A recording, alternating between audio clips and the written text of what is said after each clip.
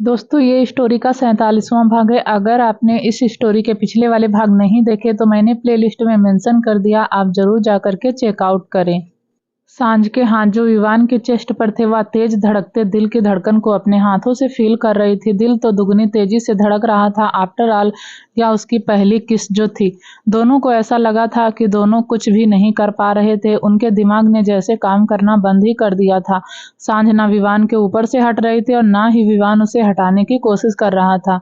सांझ को फील हुआ कि उसकी कमर पर कुछ रेंग रहा। जैसे ही उसे यह फील हुआ उसकी आंखें और बड़ी हो गई और वह विवान के ऊपर से उठने लगी, पर तब तक विवान के हाथों की पकड़ उसकी कमर पर कस गई। विवान ने एक झटके से उसे पलट दिया और खुद उसके ऊपर आ गया। उनके होठों के बीच अभी भी दूरी नहीं आई थी, वह अभी भी मिले हुए थे। विवान सांझ के ऊपर आते ही उसे किस करने लगा। उनकी यह एक्सीडेंटल किस इतनी इंटेंस हो गई थी उन्हें पता ही नहीं चला। हालांकि सांझ ने विवान को रेजिस्ट करने की कोशिश की पर वह नाकामयाब रही। विवान की किस इतनी इंटेंस थी, वह कब खुद उस किस में इन्वॉल्व हो गई उसे पता ही नहीं चला। फोन रिंग होने की आवाज सुनकर दोनों ही अपने सेंस में आए।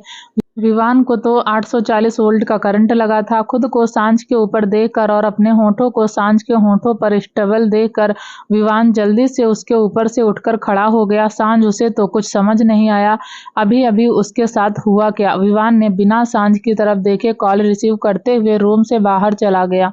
सांझ ने बेड से उठकर मिरर में खुद को देखा। विवान की टी शर्ट जो उसके पैरों को ढकने की नाकाम कोशिश कर रही थी, उन्हें देखकर सांझ ने खुद से कहा, क्या मैं ऐसी हालत में उसके साथ सो रही थी, वह भी उसके ऊपर। बोलते हुए सांझ ने ऐसा मुंह बना लिया, how can you do this. सांझ ने खुद को डांटते हुए कहा। तभी अगले ही पल उसकी नजर अपने होठों पर गई जो लाल हो गए थे। सांझ के होठों को देखकर ऐसा लग रहा था मानो विवान ने उसके होठों की सारी नमी चुरा ली हो। सांझ ने एक हाथ से अपने होठों को कवर किया और वैसे ही मुंह बनाकर बाथरूम में चली गई। विवान लिविंग रूम में आ गया था। कॉल गौतम का था, मैं थोड़ी देर में आ रहा हूँ। बोलते हुए विवान ने कॉल कट कर दिया। एक बार पीछे पलटकर अपने बेडरूम को देखा और दूसरे रूम में फ्रेश होने चला गया। इधर कनिष्का को सब पता चल गया था। विवान ने सांझ को बचा लिया और उसे अपने साथ ले गया। इसी गुस्से में पागल कनिष्का ने अपने रूम में रखी सभी चीजों को तोड़ दिया और फर्श पर बैठी रो रही थी। तभी जोरावर अंदर आया और कनिष्का की ऐसी हालत देखकर वह हैरान हो गया। कनिष्का को संभालते हुए जोरावर ने पूछा, क्या हुआ मेरा बच्चा, तू रो क्यों रही है।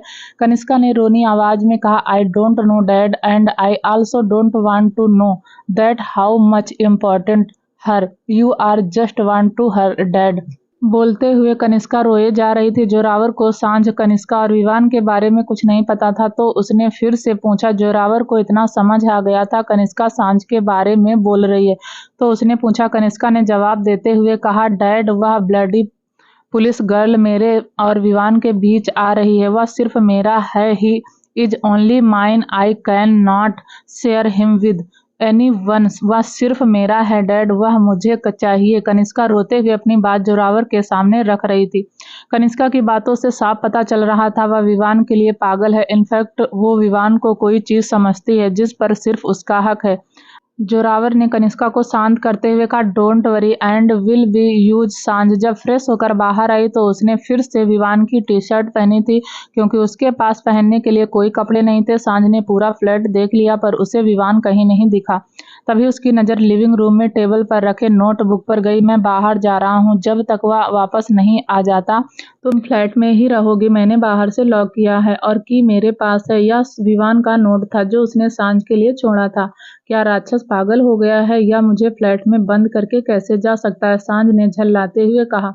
दूसरी तरफ जोरावर का आदमी कोबरा उससे बता रहा था, रुद्राक्ष ने तीसरी बार हमसे मिलने के लिए कहा है। अगर इस बार भी हमने उसकी बात नहीं मानी तो कहीं शायद कोबरा की बात को काटते हुए जोरावर ने कहा, वह मेरा कुछ बिगाड़ नहीं सकता। वह जानता ही क्या है मेरे बारे में। वह मुझे एक मामूली गुंडा समझ रहा है ना, पर बहुत जल्द उसे पता चल जाएगा मैं क्या चीज हूँ। और रही बात उससे मिलने की, तो इस बार मैं उससे मिलने जाऊंगा। मैं भी तो देखूं रावण की लंका कितनी बड़ी है। जोरावर ने जैसे ही अपनी बात खत्म की उसने विवान को अपने सामने पाया। विवान को देखकर जोरावर मुस्कुराया और हाथ में पकड़ी गन विवान की तरफ उछाल दी। विवान उस गन को कैच कर लिया। तू जानता है यह गन मैंने तुझे क्यों दी है, जोरावर ने कहा और विवान की तरफ कदम बढ़ा दी। तुझे आज किसी की जान लेनी है। जोरावर की बात सुनकर विवान एक्सप्रेशन लिस्ट चेहरे से उसे देखने लगा। जोरावर ने अपनी बात को जारी रखते हुए कहा, यह कमिश्नर भी पता है नहीं कौन से आटे की रोटी खाता है। ईमानदारी उसके अंदर कूट कूट कर भरी। 3 हफ्ते हो गए हैं पर उसने अभी तक अपनी टीम को वापस नहीं बुलाया और ना ही हमारे लोग उसकी टीम को ढूंढ पाए हैं। अब जब उसे ही अपनी बेटी की परवाह नहीं तो हम क्यों करें। जोरावर जो बोलते हुए इधर उधर टहल रहा था, उसने विवान की तरफ देखते हुए कहा, उसे मार दो। या सुनते ही विवान को जैसे एक धक्का लगा। उसके चेहरे पर कोई भाव नहीं थे पर उसका दिल जोर से धड़क रहा था। उसे मार दो और उसकी लाश को इंडिया पार्सल कर दो। अब कमिश्नर को अकल अपनी बेटी की लाश देखकर ही आएगी। मैं 2 दिन के लिए जा रहा हूँ, जब मैं वापस आऊँ तो यह काम हो जाना चाहिए। विवान जोरावर की बात सुनकर हाथ में पकड़ी गन को देख रहा था। विवान के पीछे खड़े गौतम ने भी सारी बातें सुन ली थी। वह विवान को देखकर समझना चाहता था कि विवान के अंदर क्या चल रहा है। जोरावर अपनी बात बोलकर चला गया था। अब वहां विवान और गौतम ही थे। इंग्लैंड में रचित और ऋचा दोनों ही ने ही अपनी पैकिंग कर ली थी। आज 11 बजे ही उनकी फ्लाइट थी और रचित जहां घर पर था तो वहीं ऋचा हॉस्पिटल चली गई थी। ऋचा इंडिया जाने से पहले एक बार शिवी से मिलना चाहती थी। शिवी के पास बैठी ऋचा उससे बातें करते हुए कहती है, आंटी आपको पता है आज मैं और भाई इंडिया जा रहे हैं। अब फाइनली मैं आपके खड़ूस बेटे से मिलूंगी। इतने सालों बाद। बोलते हुए ऋचा रुक गई, फिर अपनी एक आंख दबाकर जीभ को दांतों तले लेकर बोली, सॉरी आंटी, मैंने आपके सामने आपके बेटे को खड़ूस कहा, पर वह खड़ूस है। बात तो ऐसे करते हैं जैसे किसी से लड़कर आ रहे हो। ऋचा अपनी बात बोलकर मुंह लटकाकर बैठ गई। उसकी नजर घड़ी पर गई तो घड़ी में 9 बज रहे थे। ऋचा ने टाइम देखकर कहा, अच्छा आंटी, अब मुझे जाना होगा। अब मैं आपसे मिलने नहीं आ पाऊंगी पर आप फिक्र मत करना, मॉम आपसे मिलने आती रहेंगी। प्लीज आप जल्दी से ठीक हो जाइए। अपनी बात बोलकर ऋचा ने शिवी का हाथ अपने हाथ में लिया और 2 मिनट उसे ऐसे ही देखती रही। फिर उसका हाथ बेड पर रख उसे एक नज़र देख कर चली गई। न्यूयॉर्क में विवान के पीछे खड़े गौतम ने सारी बातें सुन ली थी। गौतम ने विवान को देखते हुए कहा, तू क्या करेगा। अब विवान ने बिना किसी भाव के कहा, जो काम मिला है उसे करूंगा। गौतम विवान की बात सुनकर चौंक गया। क्या तू पागल हो गया है। तू उसे मार देगा, उसे जिसे तू अब तक सबसे बचाता आया है। नहीं विवान, तू ऐसा कुछ नहीं करेगा। तू उसे पसंद करने लगा है, मैं जानता हूँ। जैसे ही गौतम ने यह कहा, विवान ने उसकी कॉलर पकड़कर कहा, मैं उसे पसंद नहीं करता। मैं किसी को पसंद नहीं करता। वह मेरा टारगेट है और अब मुझे उसे मारने से कोई नहीं रोक सकता। विवान के शब्द एकदम कठोर थे, बिल्कुल उसकी पर्सनालिटी की तरह। गौतम बचपन से विवान के साथ था, फिर भी उसे आज तक विवान समझ नहीं आया था। पर वह एक बात अच्छे से जानता था, विवान कभी भी फीमेल पर हाथ नहीं उठाता। पर वह यह भी जानता था, विवान ने आज तक जोरावर की सारी बात मानी है। यही डर गौतम को परेशान कर रहा था, कहीं विवान सच में सांझ की जान न ले ले। सोचते हुए गौतम ने मन में एक आइडिया और उसने भी गुस्से से कहा, तुझे जान लेनी है ना, उसकी जान ले ले, कोई नहीं रोकेगा तुझे, जा मार दे उसे। गौतम की बात सुनकर विवान ने उसे कुछ नहीं कहा और चला गया। इधर ऋचा और रचित फ्लाइट में थे, वह इंडिया आ रहे थे। यह बात उन्होंने किसी से नहीं कही थी। 9 घंटे की जगह उन्हें 14 घंटे लगे इंडिया पहुंचने में। जब उन्होंने फ्लाइट चेंज की तो उनकी दूसरी फ्लाइट डिले हो गई थी, जिसकी वजह से दोनों को इतना ज्यादा टाइम लगा। देर नाइट दोनों विला पहुंचे थे। रात के करीब 1 बज रहे थे। दोनों ने किसी को डिस्टर्ब ना करते हुए अपने अपने रूम में चले गए। रचित तो इतना ज्यादा थका हुआ था, चेंज करके सो गया। पर ऋचा, उसे भूख लगी थी बहुत तेज। ऋचा को खाली पेट नींद नहीं आती तो वह चेंज करके नीचे किचन में आ गई और अपने लिए कुछ खाने के लिए ढूंढने लगी। उसे खाने के लिए जब कुछ नहीं मिला तो उसने पानी उबालने के लिए रख दिया और बैग से नूडल के 2 पैक लेकर वापस किचन में आ गई और बॉयल पानी में नूडल तैयार किया। सब सो रहे थे, कहीं उन लोगों की नींद खराब ना हो जाए, इसलिए ऋचा ने नूडल्स बनाने के बाद तुरंत किचन की लाइट बंद कर दी। उसने विला की कोई भी लाइट ऑन नहीं की थी। वह अपने फोन की फ्लैश लाइट ही ऑन किए हुए सारे काम कर रही थी।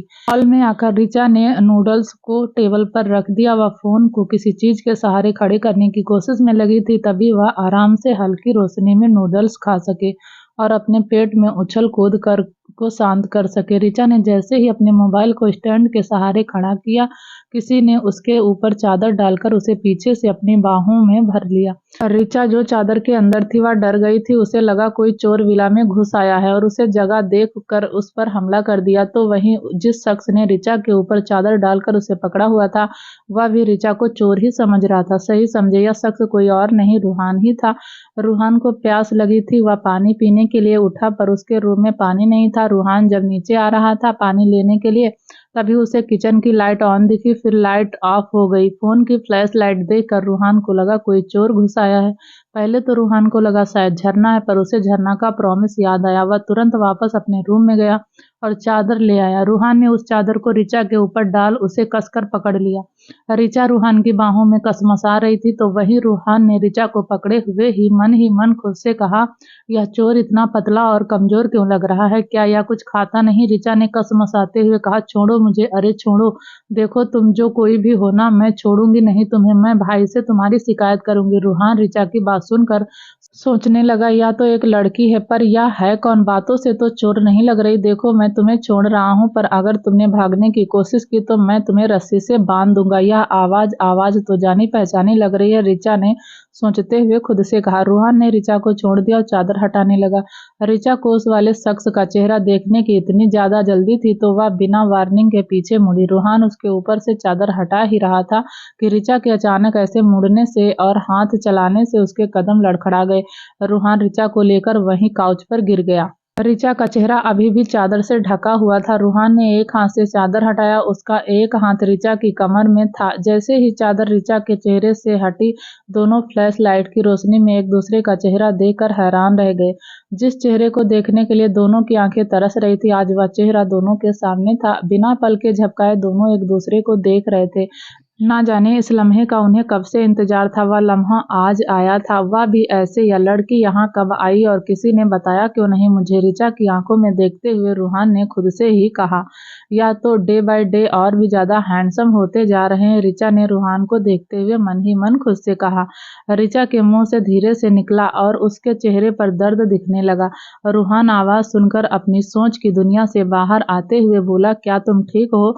तुम्हें कहीं लगी तो नहीं? ऐसे अचानक गिरने से ऋचा का हाथ मुड़ गया था।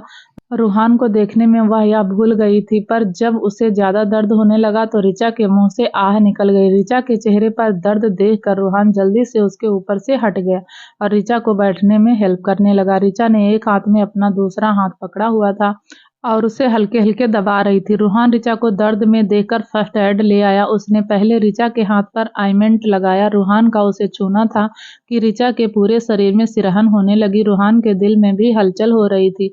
ऋचा के हाथ को अपने हाथ में लेकर ऑइंटमेंट लगाने के बाद रूहान ने गर्म पट्टी उसके हाथ पर लपेट दी। सुबह तक ठीक हो जाएगा, रूहान ने पट्टी लपेटते हुए कहा। थैंक यू, ऋचा ने शांत और मीठी आवाज में कहा। तुम इंडिया कब आई और इस टाइम हॉल में क्या कर रही थी? 1 घंटे पहले ही मैं आई और भाई आए हैं। सब सो रहे थे तो भाई ने कहा सुबह ही सबसे मिलेंगे। वह तो सोने चले गए पर मुझे भूख लग रही थी इसलिए कप नूडल्स बनाकर खा रही थी।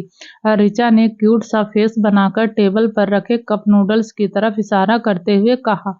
ऋचा के ऐसे एक्सप्रेशन देखकर रूहान को हंसी आ रही थी पर उसने अपनी हंसी को कंट्रोल करते हुए कहा, मैं तुम्हें रूम तक छोड़ देता हूँ, अपने रूम में आराम से बैठकर खा लेना। दूसरी तरफ जोरावर ऑस्ट्रेलिया नहीं जाना चाहता था क्योंकि वह जानता था वहाँ रुद्राज की चलती है। रुद्राज भी न्यूयॉर्क नहीं आना चाहता था क्योंकि न्यूयॉर्क में जोरावर की चलती है। इसीलिए दोनों ने मीटिंग सपोर्ट के लिए एक आइलैंड को चुना।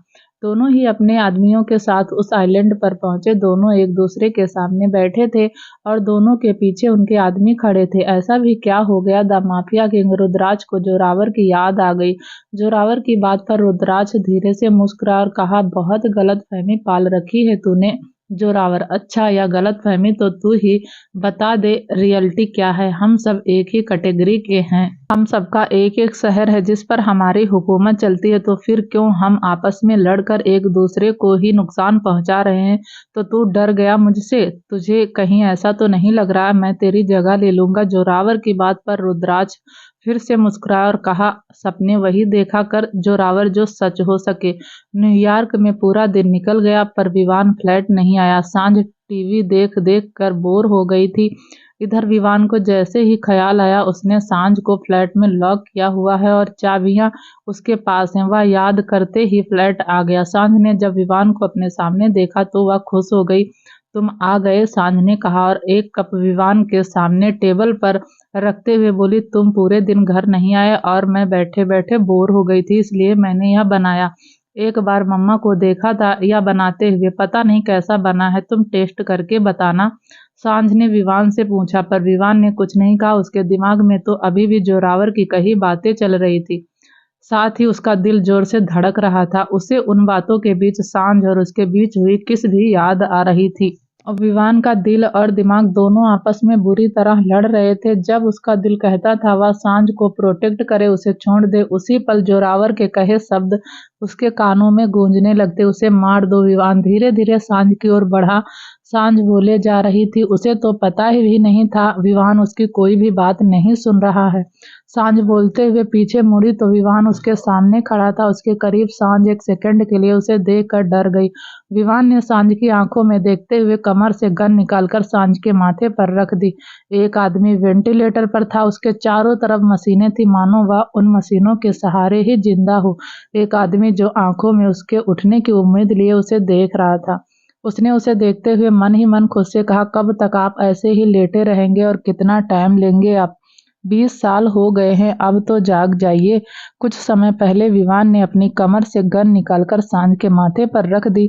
सांझ यह देखकर एकदम से हैरान रह गई। जिसे वह अपना सेवियर समझ रही थी, आज वह उसी की जान ले रहा था। सांझ ने घबराहट में अटकते हुए कहा, यह तुम क्या कर रहे हो विवान? तुम मुझे मार नहीं सकते, यह तुम्हारी गलतफहमी है। जब तुम्हें किडनैप कर यहाँ ला सकता हूँ तो तुम्हें मार भी सकता हूँ। विवान की बात सुनकर सांझ का भरोसा ही टूट गया। वह ध्यान से विवान के चेहरे और आंखों में देख रही थी। उसे कहीं कोई भाव नजर नहीं आ रहे थे। सांझ डरते हुए पीछे हट रही थी। सांझ के पीछे हटते कदम के साथ विवान के कदम आगे बढ़ रहे थे। सांझ दीवार से लगकर खड़ी हो गई। विवान सांझ के करीब आया और उसके सर पर फिर से गन रख दिया। सांझ को लगा कि अब उसे कोई नहीं बचा सकता, तो उसने अपनी आंखें बंद कर ली। सांझ की बंद आंखों से आंसू की बूंदें लुढ़क कर उसके गाल पर आ गई। सांझ के आंसू विवान को हर्ट कर रहे थे और वह यह बात अच्छे से समझ रहा था। विवान ने भी अपनी आंखें कसकर भींच ली और गोली चला दी। दूसरी तरफ आइलैंड पर जोरावर की बात पर रुद्राक्ष धीरे से मुस्कुराया और कहा, तेरे इतने और कॉन्फिडेंस होने की वजह क्या है? जोरावर या जो कोई भी है, अब तुम इतना समझ लो, या जोरावर अब किसी से नहीं डरता। अच्छा है, मत डर, पर जंगल में रहकर शेर से बैर भी मत कर, पछताएगा। रुद्राक्ष ने जोरावर को तिरछी नजरों से देखते हुए कहा, चल तेरी बात मान ली, नहीं आ रहा हूँ तेरे रास्ते में, पर मुझे कुछ चाहिए। जोरावर अपनी बात बोलकर रुद्राक्ष के एक्सप्रेशन देखने लगा और रुद्राक्ष ने जोरावर को आगे बोलने का इशारा किया। जोरावर होठों पर कुटिल मुस्कान लिए बोला, मुंबई मुझे दे दे, जो चीज मेरी है ही नहीं उसे तुझे कैसे दे सकता हूँ? रुद्राक्ष ने कहा, अच्छा तो फिर किसकी है मुंबई? जोरावर ने कहा, फिलहाल तो मुंबई किसी की नहीं है, उसको पाने के लिए बहुत दावेदार हैं, पर आज तक कोई एक मुंबई पर राज नहीं कर पाया। पर मैं उस मुंबई पर राज करना चाहता हूँ, जोरावर ने कहा। तो कर ना, किसने मना किया है? मैं भी अपने आदमियों को वापस बुला लूंगा और तेरे रास्ते में भी नहीं आऊंगा, पर तुझे मुंबई पाने के लिए किसी को मारना होगा, क्योंकि उसके जिंदा रहते तो तू कभी मुंबई को पा नहीं सकता। मुंबई तुझे चाहिए तो पहले उसे मार। रुद्राक्ष अपनी बात बोलकर मुस्कुराने लगा। और रुद्राक्ष की बात सुनकर जोरावर की भौहें तन गई। उसने कठोर शब्दों में कहा, कौन है वह? रुद्राक्ष ने कहा, विहान ओबराय। यह कौन है? जोरावर ने पूछा। एक बिजनेसमैन और एक गुंडा भी, जिसका सिर्फ एक ही काम है, हम जैसे लोगों को खत्म करना और अपने शहर को सेफ रखना। तूने कियान ओबराय का नाम तो सुना होगा, द डेविल। मुंबई के लोग उसे इसी नाम से बुलाते थे। अगर नहीं सुना तो इंटरनेट पर सर्च करके पढ़ ले। विहान ओबराय उसी का बेटा है। सुना है अपने बाप के जैसा ही सनकी है। जोरावर, जो बड़े ध्यान से रुद्राक्ष की बात सुन रहा था, उसकी पूरी बात सुनकर बोला, अगर मैंने उसे मार दिया तो क्या तू सच में मुंबई मुझे लेने देगा और कभी मेरे रास्ते में नहीं आएगा? एक हाथ दे दूसरे हाथ ले, मुझे विहान ओबराय की लाश चाहिए, वह मुझे दे दे, मुंबई तेरी। रुद्राज की बात पर जोरावर ने कहा, तो ठीक है, डील डन। न्यूयॉर्क में विवान क्लब में बैठा रेड वाइन पी रहा था। उसकी आंखों में खालीपन था। वह एक टक सामने देखते हुए वाइन पी रहा था। तभी उसके कान में किसी के चीखने की आवाज आई। विवान ने आवाज की ओर देखा। चमेली के साथ कुछ आदमी जबरदस्ती कर रहे थे और चमेली उनसे खुद को छुड़ाने की नाकाम कोशिश कर रही थी। विवान ग्लास काउंटर पर रख कर उठा और उन लोगों को मारने लगा। चमेली विवान को देख रही थी। उसे उन लोगों को मारते देखकर डर गई थी। वह इतनी ज्यादा डर गई थी, वह डर कर एक कोने में खड़ी हो गई थी। विवान उन आदमियों को बुरी तरह मार रहा था। उसे देखकर ऐसा लग रहा था वह अपना गुस्सा उन लोगों पर निकाल रहा है। जब वह लोग निढाल हो कर नीचे गिर गए तब विवान ने उन्हें एक नजर देखा। उन लोगों के कपड़े फट गए थे, शरीर के कुछ हिस्सों से खून निकल रहा था। विवान ने चमेली को देखा जो अभी भी एक कोने में खड़ी थी।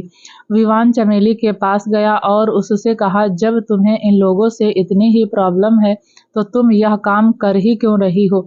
चमेली रोने लगी। उसने रोते हुए कहा, आपको क्या लगता है यह मैं अपनी मर्जी से करती हूँ? मुझसे यह काम जबरदस्ती करवाया जाता है। चमेली की बात सुनकर विवान की भौहें तन गई और उसने एकदम से सपाट लहजे में कहा, तुम यहाँ से जाना चाहती हो? चमेली ने आंसू पोंछते हुए कहा, हाँ तो चलो मेरे साथ। विवान का यह कहना था कि चमेली उसे हैरानी से देखने लगी। पर वैसे मेरा पासपोर्ट। तो चमेली को बीच में रोकते हुए विवान ने कहा, तुम बस नाम बताओ और जगह कहाँ मिलेगा वहाँ। वह अंडरग्राउंड फ्लोर में अपने फ्लैट में है। उसका नाम आशुतोष है। वही मुझे जबरदस्ती इंडिया से यहाँ लाया था। चमेली ने कहा, जब तक मैं तुम्हारा पासपोर्ट लेकर वापस आता हूँ अपना सामान पैक कर लो। तुम आज ही इंडिया जा रही हो? सुनते ही चमेली खुश हो गई। उसने खुशी से कहा, सच में इंडिया वापस जा सकती हूँ? विवान ने कुछ नहीं कहा और चमेली के बताए रास्ते से अंडरग्राउंड बने फ्लैट में चला गया। विवान ने देखा वह 4 रूम का फ्लैट था। 3 रूम के दरवाजे खुले हुए थे पर एक रूम का दरवाजा अंदर से बंद था। विवान पहले से ही बहुत गुस्से में था। उसने बिना कुछ सोचे समझे दरवाजे पर जोर से लात मारकर दरवाजा तोड़ दिया। दरवाजे के टूटते ही विवान को सामने का नजारा दिखा। आशुतोष, जिसके शरीर के ऊपरी हिस्से पर कोई कपड़ा नहीं था और उसकी कमर पर एक चादर लिपटी हुई थी, वह एक लड़की के ऊपर झुका हुआ था और उसे किस कर रहा था। पर विवान के दरवाजा तोड़ते ही आवाज सुनकर आशुतोष ने लड़की के ऊपर झुके हुए ही पीछे गर्दन घुमाकर देखा। विवान को देखकर वह चौंक गया। वह लड़की जो उसके नीचे थी, उसने जल्दी से बेड शीट को खींचकर अपने आप को ढक लिया। आशुतोष विवान को जानता था। जोरावर अक्सर अपने साथ विवान को लेकर उसी क्लब में आता था जहां सब उस क्लब में आने के बाद एंजॉय करते थे। वहीं विवान गौतम के साथ एक कोने में बैठकर रेड वाइन पीता था। तुम अंदर क्यों आए? बाहर जाओ, आशुतोष ने घबराते हुए कहा। विवान की तीखी नजरें उसके ऊपर ही थी। उसने अंदर आते ही आशुतोष को एक लात मारी। आशुतोष बेड से नीचे जा गिरा। आशुतोष जल्दी से चादर को सही से अपनी कमर पर लपेटने लगा।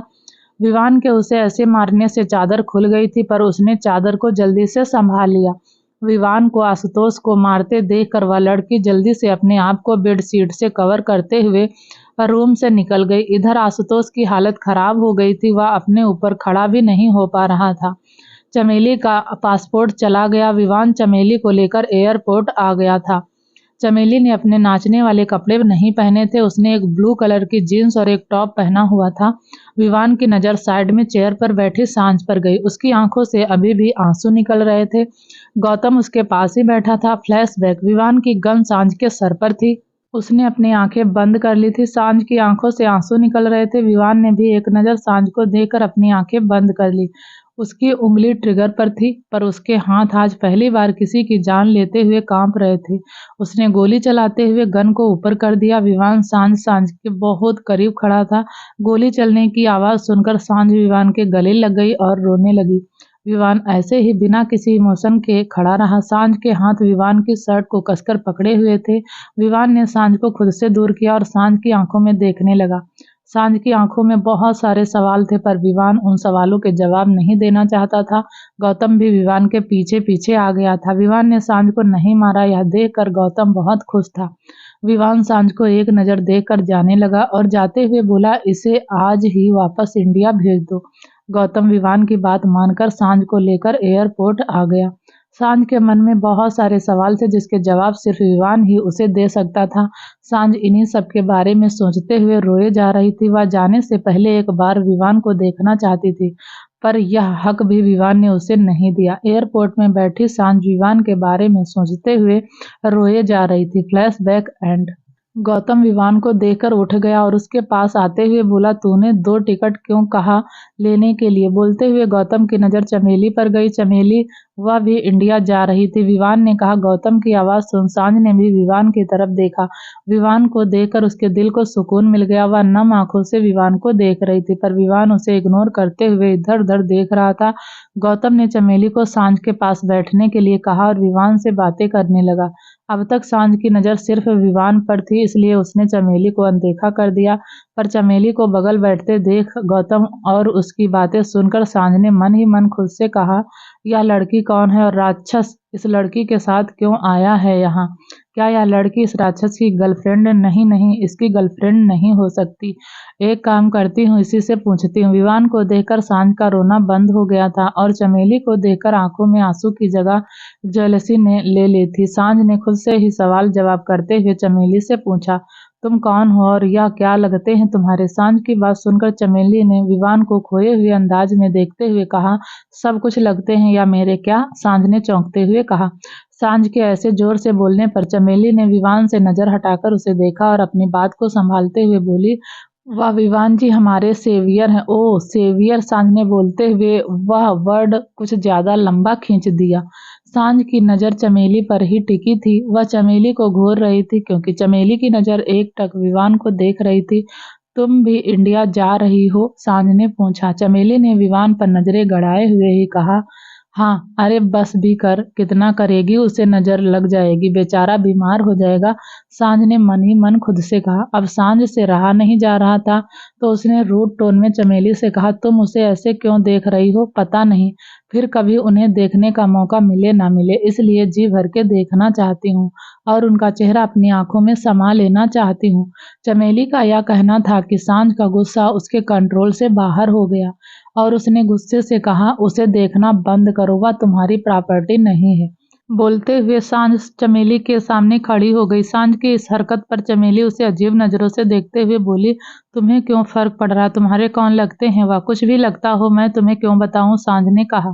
तो चमेली उसकी बात सुनकर उसके सामने खड़ी हो गई। चमेली का बैग जो उसके गोद में रखा था वह अचानक फ्री होने से नीचे गिर गया। चमेली सांझ की बातों को इग्नोर कर झुक कर अपना बैग उसमें से गिरी चीजों को उठाकर वापस अपनी जगह बैठ गई। चमेली बैग में अपना सामान रखकर विवान की शर्ट निकालकर उसे देखने लगी। सांझ ने घूरते हुए रूड टोन में पूछा, यह शर्ट किसकी है?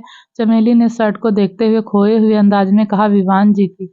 क्या? विवान की शर्ट? उसकी शर्ट तुम्हारे पास क्या कर रही है? सांझ ने गुस्से से कहा। उन्होंने हमें दी थी, चमेली ने शर्माते हुए कहा। तो सांझ ने उसके हाथ से शर्ट छीनते हुए कहा, या मुझे चाहिए। चमेली ने शर्ट को वापस से छीनते हुए कहा, तुम्हें क्यों दूं? जब उन्होंने हमें दी है तो हमारी हुई ना? कहा ना मुझे दो, इस पर मेरा हक है। तुम्हारा हक कैसे हुआ? या हमारी है तो हमारा हक है। दोनों एक शर्ट के लिए सब कुछ भूलकर एयरपोर्ट पर ही लड़ने लगी थी। उन्हें जरा सा भी अंदाजा नहीं था कि उन्हें लोग देख रहे हैं। उनकी इस कैट फाइट ने विवान और गौतम का भी ध्यान अपने ओर खींच लिया था। यह दोनों एक शर्ट के लिए क्यों लड़ रही हैं और यह शर्ट है किसकी? गौतम ने दोनों को लड़ते देखकर कहा। विवान शर्ट देखकर ही समझ गया था यह उसकी शर्ट है, पर उसे समझ नहीं आ रहा था वह दोनों एक शर्ट के लिए क्यों लड़ रही हैं। ऐसे खींचातानी करने से शर्ट फटकर 2 हिस्सों में बट गई और दोनों हाथ में एक एक हिस्सा पकड़े फ्लोर पर धड़ाम से गिर गई। इंडिया में सुबह जब सब ब्रेकफास्ट कर रहे थे तभी विवान की आंखों पर हाथ रख उसकी आंखों को ऋचा ने ढक दिया। सब ऋचा को देखकर सरप्राइज थे। ऋचा ने सबको चुप रहने का इशारा किया। झरना के लिए यह चेहरा बिल्कुल अनजान था, तो वह ऋचा को देखकर सोच ही रही थी, आखिर यह लड़की है कौन? विहान कुछ सेकंड के लिए सोचने लगा और उसने मन ही मन खुद से कहा, क्या यह कायल है? नहीं, वह यहाँ नहीं आ सकती, मेरी परमिशन के बिना तो बिल्कुल नहीं।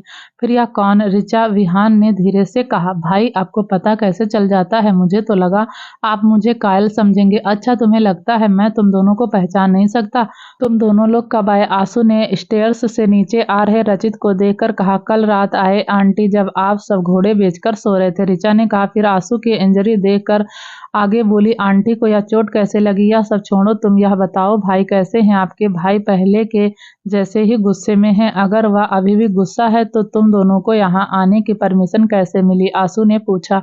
आंटी, अगर डैड से परमिशन लेने जाते ना तो वह तो हमारा इंडिया आना बेकार नहीं कर देते। उनके लिए तो मैं और भाई लंदन में हैं। ऋचा ने विहान को हाई फाई देते हुए कहा। तो झूठ बोलकर आए हो तुम दोनों? आंसू ने पूछा। ऋचा आंसू की बात सुनकर मुस्कुराने लगी। झरना अपने सामने बैठे शख्स को हैरानी से देख रही थी, जो कितने आराम से अपनी बहन के साथ बैठा नाश्ता कर रहा था। रचित की नजर झरना पर थी। वह रूहान के बगल बैठते हुए उससे झरना की तरफ इशारे कर बोला, यह कौन है? रूहान ने दबी आवाज से कहा, तेरी होने वाली भाभी। क्या सच में? रचित चमकते हुए बोला और झरना को देखने लगा। अब तक ऋचा ने भी झरना को नोटिस कर लिया था। उसने धीरे विहान के कान में कहा, भाई यह लड़की कौन है? विहान ने बिना झरना की तरफ देखे कहा, पागल है, इससे दूर रहना वरना तुम भी पागल हो जाओगी। ऋचा विहान का जवाब सुनकर उसे अजीब तरह से देखने लगी, क्योंकि झरना उसे एकदम ठीक ठाक लग रही थी। उसे समझ नहीं आया फिर विहान ने झरना को पागल क्यों कहा। न्यूयॉर्क में सांझ वॉशरूम में आ गई थी फ्रेश होने। चमेली भी उसके पीछे पीछे वॉशरूम में आ गई थी। दोनों ने एक दूसरे को देखा, फिर मुंह इधर उधर फेर लिया। सांझ जब वॉशरूम से निकलकर जाने लगी तभी किसी ने उसका हाथ पकड़ खींच लिया और पिलर से लगा दिया। सांझ के सामने विवान खड़ा था, जो उसकी आंखों में देख रहा था। या क्या कर रही थी तुम अभी? तुम उससे लड़ क्यों रही थी? मेरी मर्जी, मैं किसी से भी लड़ूं, तुम्हें इससे कोई मतलब नहीं होना चाहिए। तुम जानती हो ना, जान ले सकता हूं मैं तुम्हारी। विवान ने रूडली टोन में सांझ की आंखों में देखते हुए कहा। तो ली क्यों नहीं? छोड़ क्यों दिया? मुझे क्यों भेज रहे हो? मुझे रखो यहीं। सांझ ने भी विवान की नजरें मिलाते हुए कहा। वहां रहोगी तो सेफ रहोगी, यहाँ रहोगी तो मारी जाओगी। विवान अपनी बात कहकर सांझ से दूर हुआ और जाने लगा। तभी रुई जैसे मुलायम हाथों से उसका हाथ थाम लिया। विवान ने पलट कर देखा तो सांझ आंखों में आंसू लिए उसे देख रही थी। एक बार फिर सांझ की आंखों में आंसू देखकर विवान को ऐसा लगा जैसे किसी ने उसके दिल पर गोली चलाई हो। विवान ने अपना एक हाथ सांझ की गर्दन में डाला और उसे उसके गाल पर लुढ़क आए आंसू की बूंद को अंगूठे से साफ करते हुए कहा, तुम्हारी भलाई इसी में है, तुम मुझसे दूर रहो। विवान यह बोलकर अपना हाथ हटाने लगा। तभी सांझ ने दोनों हाथों से विवान का हाथ पकड़ लिया और कहा, मैं नहीं जाना चाहती, प्लीज तुम्हें जाना होगा। बोलते हुए विवान ने अपना हाथ छुड़ा लिया। मैं तुम्हारा इंतजार करूंगी, तुम आओगे ना? पता नहीं। बोलते हुए विवान जाने लगा। सांझ ने फिर से चीखते हुए कहा, मैं फिर भी तुम्हारा इंतजार करूंगी, तुम आओगे, आई नो तुम आओगे। बोलते हुए सांझ ने अपनी आंखों के आंसू पोंछे। इंडिया में हाय, आई एम ऋचा। ऋचा ने झरना की तरफ हाथ बढ़ाते हुए कहा। झरना, हमारा नाम झरना है। झरना हाथ मिलाते हुए बोली, नाइस नेम। तो मिस झरना आप बताएंगी आप? अभी ऋचा ने इतना ही कहा था कि तभी रचित ने उसकी बात को काटते हुए कहा, हमारी होने वाली भाभी। यह रियली? भाई रचित की बात सुनकर कंफर्म करते हुए झरना से बोली, क्या यह सच है? झरना, उसे तो कुछ समझ ही नहीं आ रहा था क्या बोले। विहान जैसा बिहेवियर उसके साथ करता है, उससे तो उसे विहान पर अब गुस्सा आने लगा था। अरे तुम शर्माओ मत, हम दोनों सेम एज के हैं, तो तुम मुझे बता सकती हो। भाई तुम्हें पसंद करते हैं? ऋचा ने पूछा। पता नहीं, झरना ने कंफ्यूजन में कहा। पता नहीं तो पता करो ना। हाँ, शिव और शिवा जिस मीटिंग के लिए आए थे वह हो गई थी, इसलिए अब वह पूरे दिन बाद वापस आ रहे थे। शिवा जिस तरह कियान के साथ रहता था, उसे प्रोटेक्ट करता था, कियान के बाद अब वह शिव को भी उसी तरह प्रोटेक्ट करने लगा। दोनों कार में बैठे थे। शिव ने शिवा को छेड़ते हुए कहा, क्या हुआ, इतना दुखी क्यों है? ज्यादा याद आ रही है तो दोनों को बुला क्यों नहीं लेते? तुझसे क्या मेरी खुशी बर्दाश्त नहीं होती? अगर वह दोनों यहाँ आई तो मैं एक सेकंड भी सुकून से नहीं रह पाऊंगा। शिवा ने पायल और अपनी बेटी पीहू को याद करते हुए कहा। शिवा की बातों पर शिव हंसने लगा। न्यूयॉर्क में सांझ को इंडिया गए हुए पूरा एक दिन बीत गया था, पर विवान अभी भी सांझ के बारे में सोचना बंद नहीं किया। उसकी आंखों के सामने सांझ का रोता हुआ चेहरा आ जाता था, जो उसे बेचैन कर देता था। जोरावर रुद्राक्ष से डील करने के बाद वापस न्यूयॉर्क आ गया। अभी जोरावर के सभी आदमी उसके सामने खड़े। जोरावर ने विवान के कंधे पर हाथ रखते हुए कहा, तुझसे यह उम्मीद नहीं थी। विवान जोरावर की बातों से समझ गया कि सांझ के जिंदा रहने की खबर और उसे इंडिया भेजने की खबर जोरावर को मिल गई। उसने कुछ नहीं कहा और चुपचाप खड़ा रहा। तुमने पहली बार मेरी बात नहीं मानी। सही कहते हैं लोग, औरत औरत ही ऐसी चीज है जो पत्थर को भी पिघला सकती है। वह चाहे तो हवाओं का भी रुख मोड़ सकती है। फिर विवान की तरफ देखकर आगे बोला, और मेरे इतने वफादार आदमी को भी बगावत करने पर मजबूर कर सकती है। विवान ने इस बार भी कुछ नहीं कहा। तो क्या समझूं मैं तुम्हें विवान, अब तुम किसी काम के नहीं रहे। विवान ने जोरावर की आंखों में देखकर कहा, मैं उसे मार नहीं पाया, मैं खुद नहीं जानता मैं उसे क्यों नहीं मार पाया, पर इसका मतलब यह नहीं कि मैं अब किसी और की जान नहीं ले सकता। मैं आज भी वही विवान हूँ। विवान ने जोरावर की आंखों में देखते हुए कहा। जोरावर विवान की बातों पर धीरे से मुस्कुरा और बोला, तो यह प्रूव कर कि आज भी तू वही विवान है। जो काम इस बार मैं तुझे देने जा रहा हूँ, अगर तूने वह कर दिया तो मैं भूल जाऊंगा तूने कोई भूल की है। विवान कॉन्फिडेंट होकर जोरावर को देख रहा था। जोरावर ने विवान को इतना कॉन्फिडेंट देखकर कहा, तुझे इंडिया जाना होगा। फिर से गौतम ने मन ही मन कहा।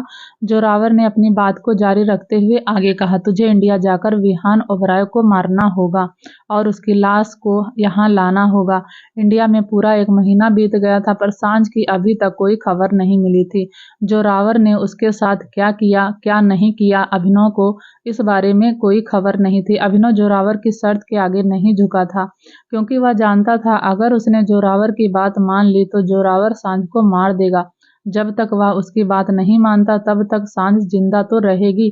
अभिनव यही सोचकर खामोश था। सुबह का वक्त था और वह ब्रेकफास्ट कर रहा था। तभी फुटवियर की आहट ने अभिनव का ध्यान अपनी ओर खींचा। अभिनव ने मुड़कर देखा तो अंशिका रेडी होकर कहीं जा रही थी। उसे बाहर जाते देखकर अभिनव ने पूछा, तुम कहाँ जा रही हो? अंशिका ने बिना अभिनव की तरफ देखे कहा, क्यों बताऊं आपको मैं? आपको किसी बात से फर्क पड़ता है? आपको तो बस अपना काम ईमानदारी से करना आता है, पर आपकी इस जिद की सजा मैं अपनी सांझ को मिलने नहीं दे सकती। मैं वहीं जा रही हूँ जहाँ जाने के बाद मेरी बेटी मेरे पास होगी। अंशिका अपनी बात बोलकर आगे बढ़ गई। तभी अभिनव ने उसका एक हाथ पकड़ खींच लिया। अभिनव के ऐसे खींचने से अंशिका उसकी बाहों में आ गई। अंशिका खुद को छुड़ाने लगी, पर अभिनव ने उसके ऊपर अपनी पकड़ कसते हुए कहा, तुम कहीं नहीं जाओगी, सांझ को कुछ नहीं होगा। अंशिका ने दोनों हाथ अभिनव के सीने पर रख उसे धक्का देते हुए कहा, छोड़िए मुझे, मैं अब और अभी। अंशिका ने इतना ही कहा था कि तभी दोनों के कानों में एक जानी पहचानी आवाज गई, मम्मा पापा। आवाज सुनकर दोनों ने उस ओर देखा। सांझ को देखकर दोनों हैरानी के साथ खुश भी थे। अंशिका ने सांझ को अपने गले से लगा लिया। उसकी आंखों से सांझ को देखकर आंसू निकलने लगे। अभिनव तो अभी भी हैरानी में था। विला में विहान अपने बिहेवियर और अपने कहे कड़वे शब्दों के लिए झरना से सॉरी बोलने के उसके रूम में गया। झरना अपने हाथ की चोट पर बैंडेज लगाने की कोशिश कर रही थी, पर उससे बैंडेज लग नहीं पा रहा था। विहान जो अंदर आ गया था, वह थोड़ी दूरी पर खड़ा झरना को स्ट्रगल करते हुए देख रहा था।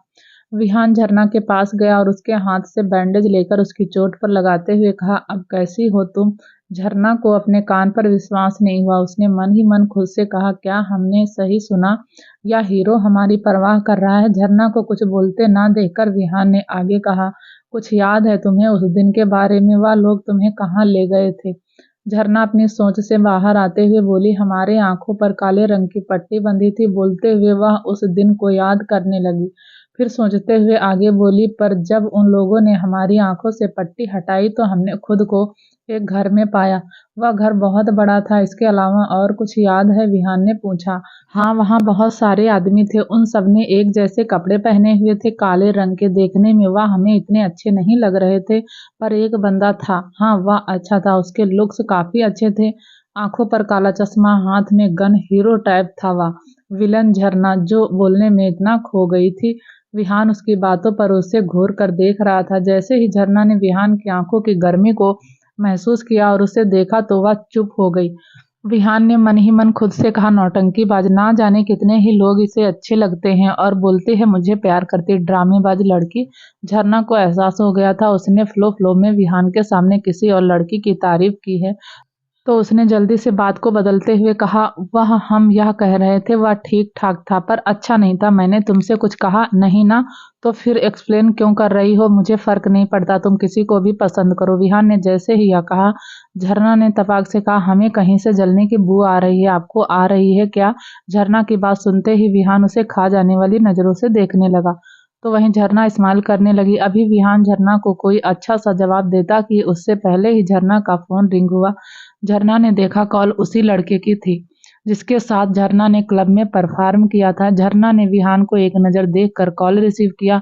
दूसरी तरफ से उसी लड़के ने कहा, तुम्हारे लिए एक बढ़िया ऑफर है। आज रात तुम्हें उसी क्लब में परफॉर्म करना है जिसके लिए अच्छे पैसे मिलेंगे। पर इस बार तुम्हें सोनो परफॉर्म करना होगा। झरना ने उस लड़के को जवाब देते हुए कहा, ठीक है हम आ जाएंगे, तुम टाइम दो, हमें 9 बजे स्टेज पर जाना होगा तो थोड़ा जल्दी आना। ओके हम आ जाएंगे, झरना ने कहा और कॉल कट कर दिया। विहान झरना के करीब ही बैठा था तो उसने दोनों की सारी बातें सुन ली थी। विहान ने उठते हुए कहा, तुम्हें इतनी चोट लगी, तुम परफॉर्म कैसे करोगी? झरना ने शरारती अंदाज में कहा, आपको हमारी चिंता क्यों हो रही है? मुझे क्यों होगी तुम्हारी चिंता? विहान अपनी बात बोलकर जाने लगा तो झरना ने तेज आवाज में विहान को सुनाते हुए कहा, आज रात 9 बजे हमारी परफॉर्मेंस देखनी हो तो आ जाना, जहां हम पहली बार मिले थे। बोलकर झरना मुस्कुराने लगी। विहान बिना कुछ कहे चला गया। फिर कुछ याद करते ही उसके होंठों की मुस्कुराहट गायब हो गई और वह खुद से ही बोली, झरना जल्द से जल्द तुझे पैसों का इंतजाम करना है। वह अभी अकेले आज की परफॉर्मेंस से कुछ पैसे तो मिल जाएंगे, पर इसके बाद क्या करना है जल्दी सोचना होगा। आई मिस यू झील। बोलते हुए झरना के चेहरे पर उदासी आ गई। दूसरी तरफ झील को अभी भी चेयर से बांधा हुआ था। झील ने उदासी से खुद से कहा, साला गरीब होना और ऊपर से अनाथ होना एक बहुत बड़ा पाप है। जालिम दुनिया चैन से जीने ही नहीं देती। सारे जुल्म हमारे जैसे गरीबों पर ही क्यों होते हैं? आई श्योर एक बार यहाँ से निकल जाएं, फिर इन लोगों को बताते हैं हम। न्यूयॉर्क में विवान अपने फ्लैट में था और जिम कर रहा था। उसके माइंड में एक ही नाम चल रहा था, विहान ओबराय। विवान को सिर्फ विहान का नाम पता था। काफी जानकारी निकालने पर भी उसे विहान की एक भी फोटो नहीं मिली। दरअसल विवान यह जानना चाहता था जोरावर क्यों विहान को मरवाना चाहता है, पर अभी तक उसे इस बारे में भी कुछ पता नहीं चला था। गौतम को काफी देर से विवान को गहरी सोच में डूबा देख रहा था। उसने मन ही मन खुद से कहा, जोरावर ने कोई कमी नहीं छोड़ी तुझे इंसान से जानवर बनाने में। अगर मैं तेरे साथ नहीं होता तो ना जाने तू और कितना खूंखार बन जाता।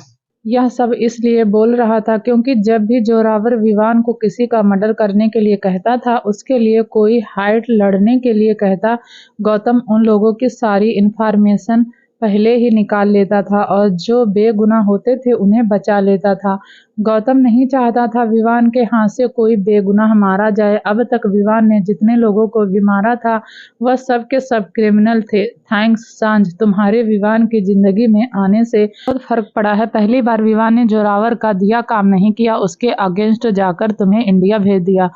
गौतम विवान को देखते हुए खुद से ही बोल रहा था। इंडिया में शिव और शिवा विला पहुंच गए थे। शिव इतना लंबा ट्रेवल करके थक गया था। वह जैसे ही अपने रूम में गया उसने आंसू को बेड पर लेटे देखा। आंसू के सर पर चोट देखकर शिव जल्दी से उसके पास गया और उससे पूछा। आंसू ने भी शिव को सारी बातें बता दी। शिव ने आंसू को अपने सीने से लगा लिया। शिव यह सोचकर ही डर गया था, अगर आंसू को कुछ हो जाता तो वह कैसे जीता। शिव ने आंसू को खुद से दूर कर उसके माथे को अपने होंठों से छुआ। वह खुश था, आंसू उसके सामने सही सलामत है। जाकर पहले फ्रेश हो जाएं, थक गए होंगे। आंसू ने कहा, हाँ थक तो मैं सच में बहुत गया था, पर तुम्हें देख लिया ना तो मेरी सारी थकान दूर हो गई। शिव ने शरारती अंदाज में कहा और आंसू के ऊपर झुकने लगा। उसकी नजरें आंसू के होंठों पर थी। शिव के इरादे को समझते हुए आंसू ने उसे खुद से दूर करते हुए कहा, यह क्या कर रहे हैं? अपनी बीवी से प्यार? शिव ने उसी अंदाज में कहा, बच्चे बड़े हो गए हैं और आपको अभी भी प्यार की पड़ी है। 20 साल हो गए तो बच्चे बड़े नहीं होंगे। अब मैं कोई जादूगर तो नहीं हूँ जो जादू से बच्चों को छोटा कर दूं। बच्चे बड़े हो गए हैं तो अब इसका मतलब यह नहीं मैं अपनी बीवी से प्यार करना ही छोड़ दूं। बच्चे बड़े हो गए हैं, कुछ तो शर्म करिए, एक बेटी के बाप हैं आप। आंसू ने शिव की बातों का जवाब देते हुए कहा, तुमने अगर चाहा होता तो एक बेटे का भी बाप होता। शिव ने मुंह बनाते हुए कहा। शिव की बातों पर आंसू उसे आंखें बड़ी किए देखने लगी। आंसू का शौक रिएक्शन देकर शिव ने इस बात का फायदा उठाते हुए आंसू के होंठों पर अपने होंठ रख दिए। आंसू की आंखें और बड़ी हो गई। उसने खुद को शिव से छुड़ाना चाहा, पर शिव ने उसे कसकर अपनी बाहों में भर लिया। दिल्ली में जिस हॉस्पिटल में राधिका एक नर्स के पोस्ट पर काम कर रही थी, उस हॉस्पिटल के मेन इंचार्ज रामा स्वामी, जो साउथ इंडिया से बिलोंग करते हैं, वह अपने केबिन में बैठे थे। कियारा मल्होत्रा से बात करते हुए कहते, मैडम आप उनकी चिंता ना करें, हम है ना, she is very dedicated lady, वह अपना काम बहुत अच्छे से करता है। कल तो उसने कमाल ही कर दिया। कहने को वह एक नर्स है, पर वह स्टिचिंग ऐसे लगा रहा था मानो वह एक प्रोफेशनल डॉक्टर है। हमारा भी आंख फटा का फटा रह गया उसको देखकर। दूसरी तरफ से कियारा मल्होत्रा ने कहा, क्या उससे कुछ ना मैडम? ना, उसको कुछ याद ना। हम कल कई बार उससे पूछा भी, तुमको यह कैसे आता है या तुम कैसे कर लेता है, पर मैडम उसको कुछ नहीं पता।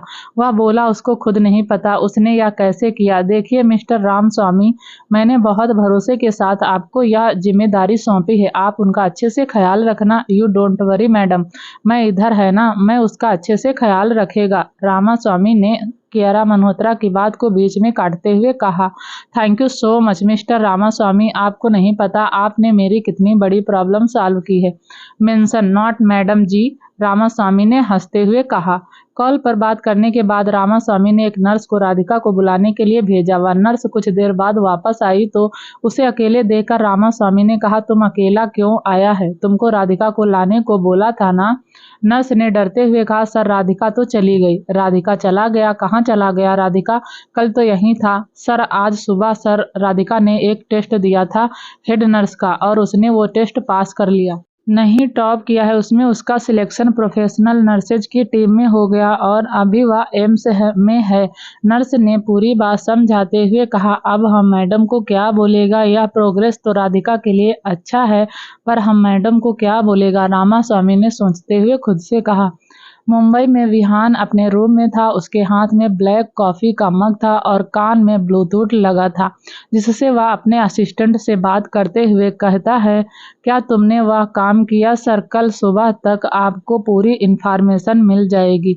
अक्षत ने विहान की बातों का जवाब देते हुए कहा, गुड। तुम्हारी माँ की तबीयत कैसी है? अब विहान ने पूछा। सर अब वह ठीक है, उनका ऑपरेशन अच्छे से हो गया है, मैं जल्दी ही वापस आ जाऊंगा। तुम अपनी माँ का ध्यान रखो, जब वह ठीक हो जाएं तो वापस आ जाना। विहान ने कहा, okay sir, thank you sir, Akshat ने कहा। विहान ने अक्षत से बात करने के बाद टाइम देखा, रात के 8:30 बज रहे थे। क्या यह पागल लड़की क्लब गई होगी? विहान ने खुद से पूछा। मैं इस बारे में क्यों सोच रहा हूँ, वह कहीं भी जाए, मुझे क्या करना? खुद से बोलते हुए विहान बालकनी में चला गया। इधर क्लब में झरना क्लब में पहुंच गई थी। वह मेकअप रूम में रेडी हो रही थी, तभी किसी ने डोर पर नॉक करते हुए कहा, क्या तुम रेडी हो? टाइम हो गया तुम्हारे स्टेज पर जाने का। झरना ने थम्स अप दिखाकर ओके कहा। मेकअप आर्टिस्ट जो उसका मेकअप कर रही थी उसने फाइनल टच ऐप करते हुए कहा, आप रेडी हैं? अब थैंक यू, झरना ने कहा और बाहर चली गई। क्लब की डिम लाइट में लोगों का शोर भी गूंज रहा था। उन सबका इस तरह से जोर जोर से शोर करना यह बता रहा था आज वह लोग कितने ज़्यादा एक्साइटेड हैं। आज की परफॉर्मेंस देखने के लिए म्यूजिक स्टार्ट हुआ। इसके साथ ही कुछ ब्लैक डांसर स्टेज पर आकर परफॉर्म करने लगी तो लोगों का शोर और बढ़ गया। Sexy lady on the floor keep you coming back for more, sexy lady on the floor keep you coming back for more. तभी उन बैक डांसर के पीछे से निकल कर झरना सामने आई और गाते हुए डांस करने लगी। एक तरफ झरना परफॉर्म कर रही थी, तभी एक लड़का क्लब में एंटर हुआ। उसने ब्लैक कलर की हुडी पहनी हुई थी। हुडी की कैप से लगभग उसका आधा फेस ढका हुआ था। उसके मुंह पर भी उसने ब्लैक कलर का मास्क लगा रखा था। इस शख्स की काली खूबसूरत आंखें स्टेज पर डांस कर रही झरना पर थी। तभी झरना ने आगे गाते हुए डांस किया। वह शख्स सबको इग्नोर करते हुए झरना को ही देख रहा था। झरना की नज़र जो किसी को ढूंढ रही थी, लोगों की भीड़ को चीरते हुए उसकी नज़र सबसे पीछे खड़े ब्लैक कलर की हुडी पहने उस शख्स पर गई। उसे देखकर झरना धीरे से मुस्कुराई और परफॉर्मेंस जारी रखते हुए आगे गाते हुए परफॉर्म किया। उस शख्स के कदम क्लब से बाहर जाने लगे, तभी उसने एक बार फिर मुड़कर झरना को देखा, जिसकी नज़रें अभी भी उसी के ऊपर थी और वह उसे देखते हुए ही डांस कर रही थी। झरना देर रात विला पहुंची। करीब रात के 11 बज रहे थे। झरना उसी सॉन्ग की धुन गुनगुनाते हुए अपने रूम की तरफ जा रही थी। अपने रूम के पास खड़ी झरना कुछ सोचने लगी। उससे फिर कोई शरारत सूझी और वह अपने रूम में ना जाकर आगे बढ़ विहान के रूम में चली गई। विहान के रूम का डोर खुला था, इसलिए झरना बिना नॉक किए अंदर आ गई थी।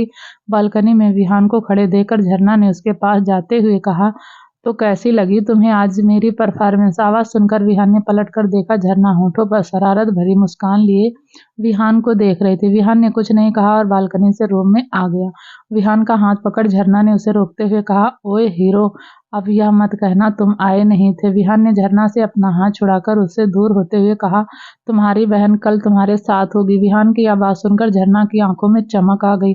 सच? क्या तुम सच कह रहे हो? विहान झरना के ऐसे बोलने पर होठों को तिरछा कर धीरे से मुस्कुराया। विहान की यह मुस्कुराहट उसकी बात का कन्फर्मेशन थी। झरना जल्दी से जाकर विहान के सीने से लग गई, उसे कसकर पकड़ते हुए बोली, thank you hero, thank you so much. झरना की खुशी और उसकी एक्साइटमेंट को विहान अपने ऊपर कसती झरना की पकड़ से महसूस कर पा रहा था।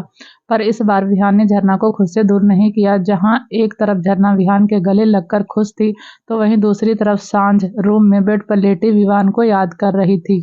उसे विवान की बहुत याद आ रही थी। पता नहीं तुम अब फिर कभी मुझे मिलोगे या नहीं, पर फिर भी मैं तुम्हारा वेट करूंगी। नहीं जानती क्यों, पर मैं करूंगी। न्यूयॉर्क में विवान का भी कुछ ऐसा ही हाल था। विवान के मन से सांझ निकल नहीं रही थी। जब से उसे दोबारा इंडिया जाने की खबर मिली थी, उसके मन में सांझ से मिलने की भी उम्मीद जाग गई थी। ऐसे ही न्यूयॉर्क में 2 दिन बीत गए। आज वह दिन आ गया था जब विवान इंडिया जा रहा था। पर इस बार विवान और गौतम ही नहीं, जोरावर ने इस बार दोनों के साथ अपने खास आदमी कोबरा को भी भेज रहा था। उन पर नजर रखने के लिए वह तीनों मुंबई एयरपोर्ट पर सुबह 5 बजे पहुंचे।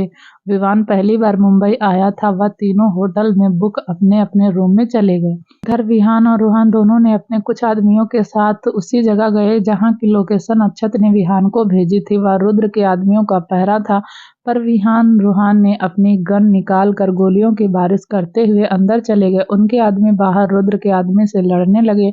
अंदर जाकर विहान और रूहान अंदर के आदमियों से लड़ने लगे। सभी से लड़ते हुए जब दोनों को रुद्र कहीं नहीं दिखा, तो विहान समझ गया रुद्र पहले ही यहाँ से जा चुका है। रूहान ने एक आदमी के सर पर गन रखी और उसे झील तक ले जाने के लिए कहा। वह आदमी रूहान को उस रूम तक ले गया जहाँ झील को रखा गया था। उस आदमी ने रूहान के कहने पर झील की रस्सी खोली। झील इस 1 महीने में बहुत कमजोर हो गई थी। वह अपने पैरों पर सही से खड़ी भी नहीं हो पा रही थी। रूहान यह देखकर झील को अपनी बाहों में उठा लिया। झील बेहोश थी। विहान और रूहान झील को लेकर वापस विला आ गए। अब तक विला में भी सब उठ चुके थे। ऋचा रचित के साथ हॉल में बैठी बातें कर रही थी कि तभी उसकी नजर बाहर से आ रहे विहान और रूहान पर गई। ऋचा की नजर रूहान पर जाकर ठहर गई। क्या होगा आगे जानने के लिए प्लीज दोस्तों चैनल को लाइक शेयर सब्सक्राइब जरूर करें, ताकि जब भी वीडियो डालें आपको नोटिफिकेशन तुरंत मिले। तब तक के लिए नमस्कार, धन्यवाद।